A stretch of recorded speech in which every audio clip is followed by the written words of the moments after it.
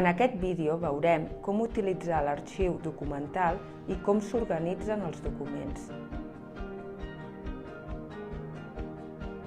Si cliqueu a Documents, trobareu tots els documents de la vostra empresa.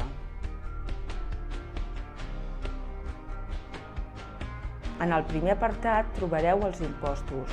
Si cliqueu, veureu que estan separats per cada exercici. Si cliquem, per exemple, sobre 2020, trobareu tots els impostos de l'exercici 2020, organitzats per període i per model.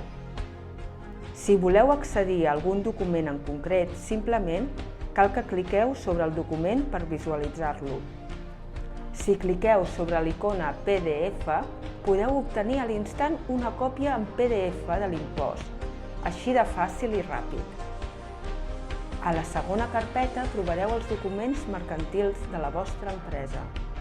Estem parlant de censos, model 036, comptes anuals, amb el comprovant de presentació, els balanços i la memòria, les escritures de la vostra empresa i els comprovants de presentació dels llibres comptables i d'actes de socis.